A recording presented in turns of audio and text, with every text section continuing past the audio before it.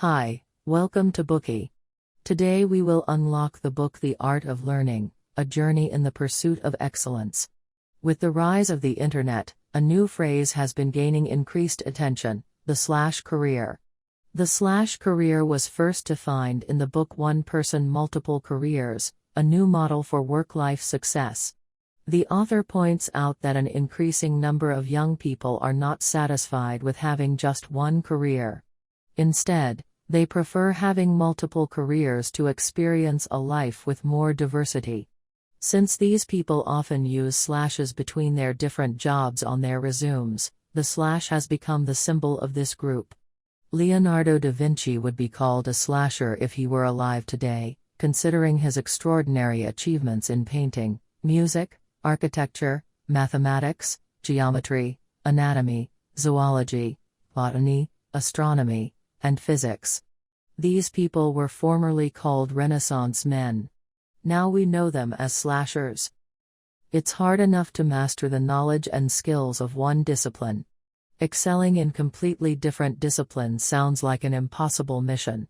But Josh Waitzkin, the author of the book we're talking about, is a model slasher.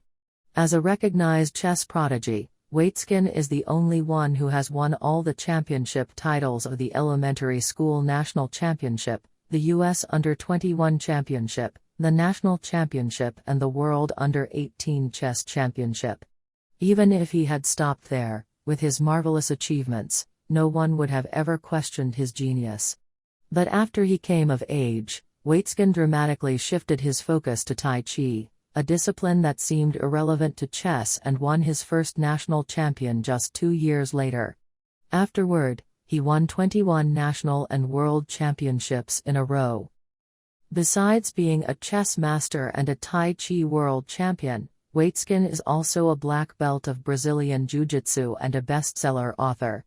With all his dazzling achievements in multiple disciplines, Waitzkin says, "What I have realized is that what I am best at is not Tai Chi, and it is not chess. What I am best at is the art of learning." He has some unique insights into how to master multiple disciplines in relatively short time. In The Art of Learning, Waitzkin recounts his life stories through which he draws out a series of principles for learning. Read carefully and you'll be able to learn them as well from this bookie. Next, we'll cover the major points of this book in 3 parts. Part 1, Preparation, Keeping a Healthy Attitude Toward Learning. Part 2, Waitzkin's Methods of Learning. Part 3, Using Adversity to Trigger Your Greatest Performance. Let's begin with keeping a healthy attitude toward learning. First, think about this question: which is more important, the learning process or the result? Conventionally, learning is always accompanied by competition. We study hard at school to get a higher score, we learn new knowledge and skills at work so we can get a promotion or a pay rise opportunity.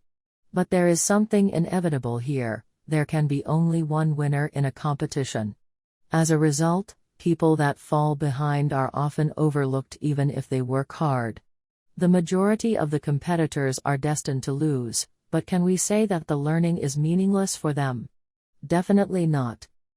Dr. Carol Dweck, a leading researcher in the field of developmental psychology, makes the distinction between entity and incremental theories of intelligence. His theory provides the answer to the previous question from a whole new perspective. Under the influence of their parents and teachers, children who are entity theorists tend to believe that their success or failure results from their intrinsic, unalterable capability. It's something they can't change no matter how hard they try. Accomplished children like this would take their success for granted because they think they are naturally gifted. But they would not bounce back once they are defeated. Their self-confidence would be destroyed and they would be convinced they don't have the ability required to move forward. Children who are incremental theorists, on the other hand, have picked up a different modality of learning. Those who educate their children with the incremental theory of intelligence are prone to emphasize the role of efforts. They would tell kids that they've made improvements or succeeded because they've worked hard, so the kids learn to associate hard work with success.